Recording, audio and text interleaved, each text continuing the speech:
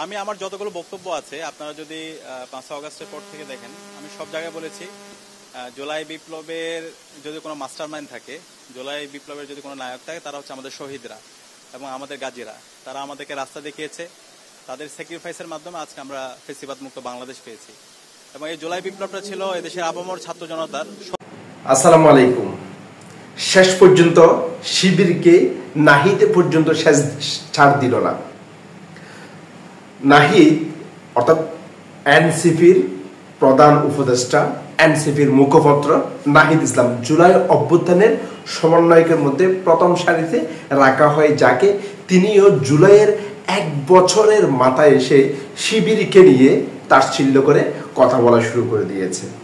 এবার শিবির নেতা সাদিক কায়েম পাল্টা নাহিদ ইসলামকে চ্যালেঞ্জ ছুড়ে দিয়েছে। কি চ্যালেঞ্জ ছুড়ে দিয়েছে সেটা আপনাদেরকে একটু পরে দেখানোর চেষ্টা করব। ধৈর্য সহকারে পুরো ভিডিওটি দেখার চেষ্টা করবেন। ভিডিওতে যাওয়ার আগে ছোট একটা রিকোয়েস্ট, আপনি যদি আমাদের এই চ্যানেলে নতুন হয়ে থাকেন চ্যানেলটা সাবস্ক্রাইব করে রাখবেন। যারা অলরেডি সাবস্ক্রাইব করে ফেলেছেন তাদেরকে ধন্যবাদ জানাচ্ছি। ধৈর্য সহকারে পুরো ভিডিওটি দেখবেন। ভিডিও দেখার পর একটা সুন্দর কমেন্টস বক্সে আপনি সুন্দর কমেন্টস করে দিবেন। চলুন আমরা সেই ভিডিওটি একটু দেখে আসি। আমি আমার যতগুলো বক্তব্য আছে আপনারা যদি 5 আগস্টের পর থেকে দেখেন, আমি সব জায়গায় বলেছি জুলাই বিপ্লবের যদি কোনো মাস্টারমাইন্ড থাকে, জুলাই বিপ্লবের যদি কোনো নায়ক থাকে, তারা হচ্ছে আমাদের শহীদরা এবং আমাদের গাজীরা। তারা আমাদেরকে রাস্তা দেখিয়েছে, তাদের স্যাক্রিফাইসের মাধ্যমে আজকে আমরা ফেসিবাদ মুক্ত বাংলাদেশ পেয়েছি। এবং এই জুলাই বিপ্লবটা ছিল এদেশের আপামর ছাত্র জনতার স্বতঃস্ফূর্ত ক্ষোভের বিস্ফোরণ। এখানে সকল মতের মানুষ, আমরা প্রত্যেকের পরিচয় ভুলে গিয়ে কমন গোল নিয়ে ফেসিবাদ মুক্ত বাংলাদেশ বিনির্মাণ করার জন্য আমরা একত্রিত হয়েছি।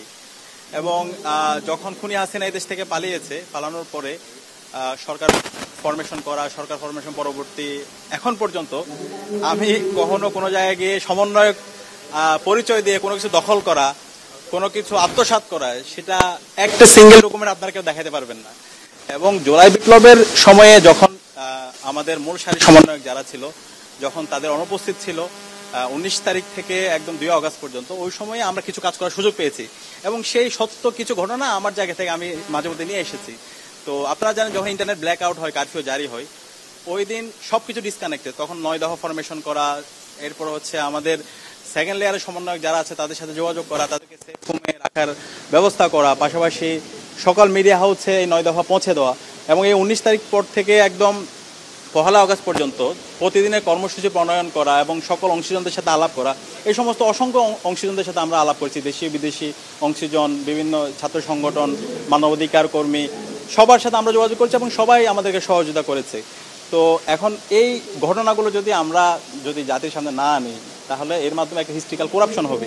এবং এর বাইরে হাজারো ঘটনা আছে, এর মধ্যে আমরা কয়েকটা ঘটনা আমরা জানি। তো ইতিহাসের দায় থেকে আমরা আশা করছি সকল ঘটনাগুলো জাতি জানবে ইনশাল্লাহ। এবং 5 আগস্টের পরে দেখতে পাইছি যে সময় এই ক্রুশিয়াল টাইম 19 তারিখ থেকে 2 আগস্ট পর্যন্ত যারা অনেকে গুমের নাটক করেছিল, অনেকে আত্মগোপনে ছিল, অথবা অনেকে ওই সময় আন্দোলন ম্যানেজ করে ক্যাম্পাসগুলো আন্দোলনের কথা বলেছিল, ওই পক্ষ এখন 5 আগস্টের পর দেখা যাচ্ছে তারা মহাবিপ্লবী হয়ে গেছে। এবং 5 আগস্টের পর থেকে আপনি দেখতে পাবেন, আমার যদি ফেসবুকেও যান অথবা আমার অ্যাক্টিভিটি, ওই সময় যারা ভিকটিম পরিবার আছে তাদের সাথে কথা বলেন, 5 আগস্টের পর থেকে পুরো আগস্ট মাস, সেপ্টেম্বর মাস, অক্টোবর মাস জুড়ে আমরা তখন আমাদের যারা আহত পরিবার আছে এবং শহীদ পরিবার আছে প্রত্যেকের সাথে আমরা দেখা করেছি এবং তাদের ট্রিটমেন্টের জন্য ব্যবস্থা করা। তখন দেখা যাচ্ছিল তাদের ট্রিটমেন্টের ব্যবস্থা হচ্ছিল না, তাদের ট্রিটমেন্টের ব্যবস্থা করা, তাদের ফ্যামিলির পুনর্বাসনের ব্যবস্থা করা, এই কাজগুলো তখন আমরা করেছি। কিন্তু ওই সময় সমন্বয়ক পরিচয় যারা আছে তারা দেখছিলাম তারা দখলদারিতে ব্যস্ত। এবং এই পুরো জুলাই আন্দোলনে ওই সময়ে যে সবার যে অংশীজন ছিল, প্রাইভেট বিশ্ববিদ্যালয়, আমাদের মাদ্রাসা শিক্ষার্থী এবং অন্যান্য যে অংশীজন রাজনৈতিক দলগুলো, তাদেরকে কর্নার করে দেওয়া হয়েছিল। তো এরকম অসংখ্য ঘটনায় আমরা সবাই জানি। তো এটা খুবই অপ্রত্যাশিত যখন আমরা দেখতে পাই আমাদের যারা জুলাইয়ের যোদ্ধা, যখন তারা এই ধরনের বিভাজনমূলক আচরণ করে এবং তারা ক্রেডিটটাকে শুধুমাত্র একটা পক্ষের মধ্যে তারা নিয়ে যাওয়ার চেষ্টা করে। সুতরাং এর মাধ্যমে একটা বড় একটা সংকট তৈরি হয় এবং এটা শহীদদের সাথে একটা সুস্পষ্ট গাদ্দারি হয়। তো আমরা আশা করব এই জুলাইয়ের চেতনাকে ধারণ করে আমরা সবাই ঐক্যবদ্ধভাবে আমরা কাজ করব। আমাদের মধ্যে মতের অমিল থাকবে, কিন্তু বাংলাদেশ প্রশ্নে, জুলাইয়ের প্রশ্নে আমরা ঐক্যবদ্ধ হয়ে আমরা একসাথে কাজ করব, সেই প্রত্যাশাটা আমার সবার প্রতি থাকবে। আর একটা বিষয়, এখানে যখন আমরা আলাপ করছিলাম, যখন হচ্ছে আপনার 30শে জুলাই আমাদের প্রোফাইল লাইভ কর্মসূচি ছিল, 31শে জুলাই মার্চ ফর জাস্টিস এবং 1 আগস্ট ছিল রিমেম্বারিং আওয়ার হিরোজ। ওই সময়ে মোটামুটি Hire Google TV, endless color, smart living. 1 আগস্টের দিকে এখানে অনেক পক্ষ যুক্ত হয়েছিল, বিভিন্ন জায়গা থেকে বিভিন্ন পরামর্শ আসছিল এবং 2 আগস্ট যেটা বলা হচ্ছে ওই সময়ে সকল অংশীজনদের সাথে আলাপ করেছি। এখানে যেমন সাইর ভাইও ছিল, এখানে হচ্ছে আরো অনেকগুলো অংশীজনদের সাথে আমাদের ওই সময় আমি প্রায় 30 থেকে 35টি স্টেক হোল্ডারের সাথে আমার কমিউনিকেশন হচ্ছিল।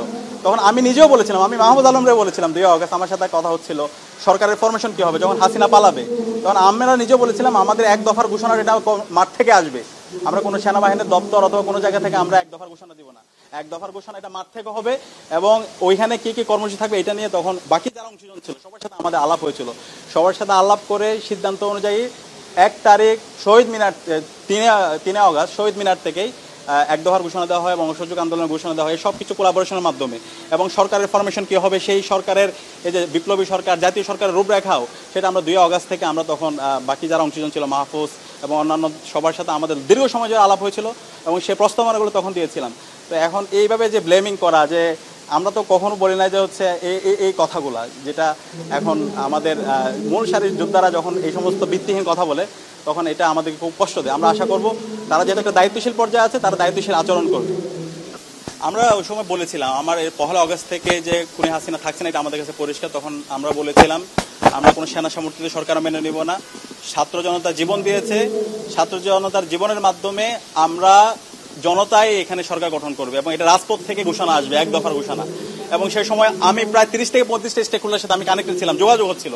এবং ওই সময় ওই দিন রাতে যখন 6 সমন্বয়ক আসার পরে মাহফুজ আলমের সাথে আমার রাতে দীর্ঘ সময় জুড়ে আমরা আলাপ করছিলাম সরকারের ফরমেশন কি হবে। তখন আমরা জাতীয় সরকারের প্রস্তাবনা দিয়েছিলাম এবং 1 দফা কর্মসূচিটা যে শহীদ মিনারে হবে, পাশাপাশি অসহযোগ আন্দোলন, এই সামগ্রিক প্রস্তাবনাগুলো কি হবে এইগুলো আমরা তখন সবার সাথে আলাপ করেছিলাম এবং এই সব কিছু পারস্পরিক কোলাবোরেশনের মাধ্যমে হয়েছে।